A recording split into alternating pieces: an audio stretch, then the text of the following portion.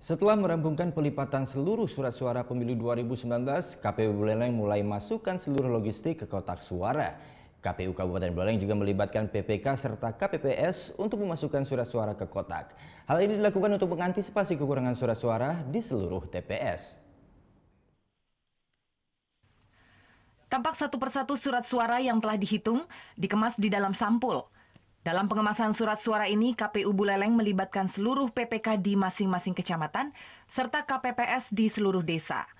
Sebanyak 11.007 kotak suara baik DPRD, DPRD Provinsi, DPD, DPR RI serta Pilres mulai diisi petugas. Namun hingga saat ini KPU Buleleng baru mengerjakan pengemasan surat suara di 3 kecamatan dari 9 kecamatan yang ada. Ketua KPU Buleleng, Komang Dudi Udiana, mengakui pengemasan logistik pemilu 2019 ini baru dilakukan setelah umat Hindu selesai merayakan Hari Raya Nyepi.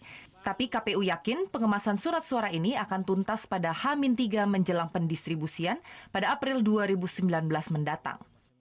Yang mengerjakan tetap kami, staf kami di KPU Kabupaten Buleleng. Jadi PPS hanya membantu dalam penghitungan dan memastikan jumlahnya yang nanti akan dimasukkan ke dalam sampul surat suara itu tepat di masing-masing TPS di wilayahnya masing-masing.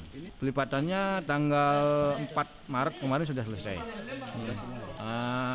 Perharinya ada 3 kecamatan yang masih belum selesai. Jadi untuk kali ini Kecamatan Sukesade, Kecamatan Sawan, dan Kecamatan Buleleng. Pengemasan surat suara serta logistik lainnya dikemas dengan menggunakan plastik untuk mengantisipasi kerusakan surat suara akibat air hujan. Nantinya seluruh logistik akan didistribusikan ke masing-masing PPK serta di 148 desa dan kelurahan. Putu Wijana melaporkan untuk NET.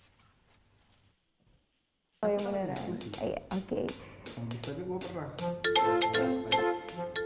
Nah, udah kan nonton beritanya? Jangan lupa di-subscribe, di-like, dan juga di-komen ya akun YouTube dari Net Bali. Terima kasih udah subscribe. Yang belum, jangan sampai lupa. Di sebelah sini nih.